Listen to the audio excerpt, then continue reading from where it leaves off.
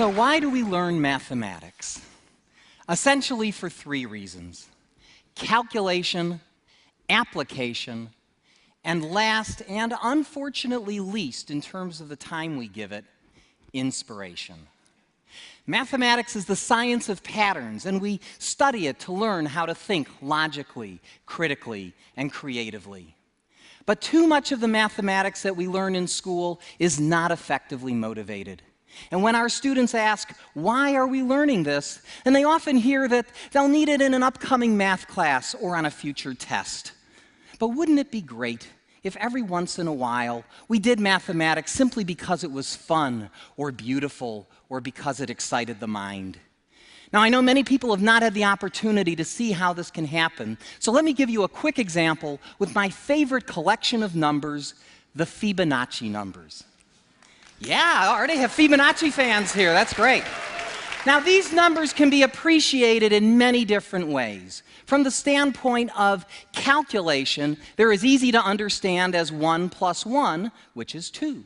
Then 1 plus 2 is 3, 2 plus 3 is 5, 3 plus 5 is 8, and so on. Indeed, the person we call Fibonacci was actually named Leonardo of Pisa, and these numbers appear in his book, Liber Abaci, which taught the Western world the methods of arithmetic that we use today. In terms of applications, Fibonacci numbers appear in nature surprisingly often. The number of petals on a flower is typically a Fibonacci number, or the number of spirals on a sunflower or a pineapple tends to be a Fibonacci number as well.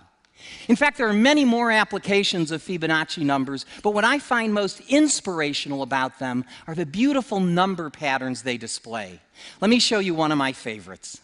Suppose you like to square numbers, and frankly, who doesn't? Let's look at the squares of the first few Fibonacci numbers, okay? So 1 squared is 1, 2 squared is 4, 3 squared is 9, 5 squared is 25, and so on. All right, now, it's no surprise that when you add consecutive Fibonacci numbers, you get the next Fibonacci number, right? That's how they're created.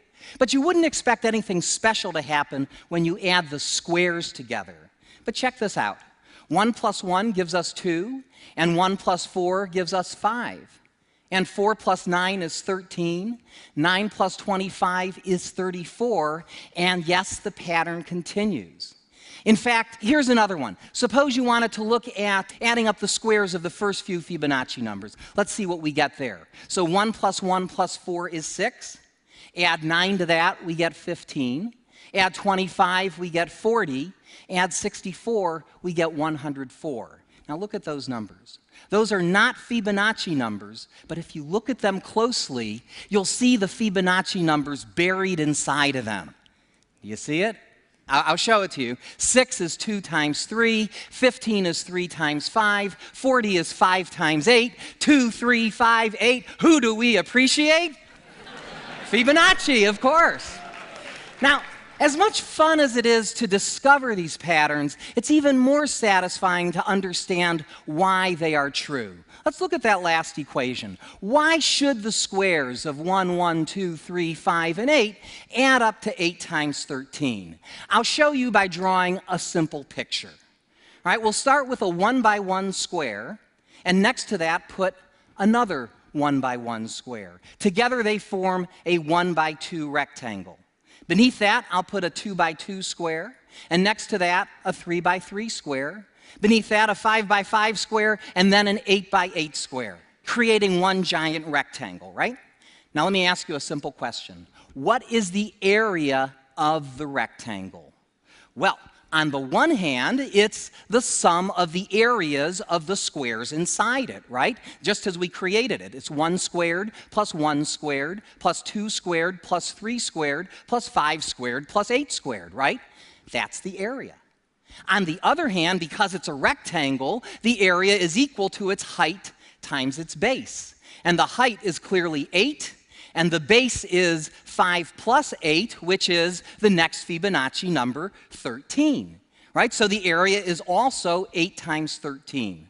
Since we've correctly calculated the area 2 different ways, they have to be the same number. And that's why the squares of 1, 1, 2, 3, 5, and 8 add up to 8 times 13.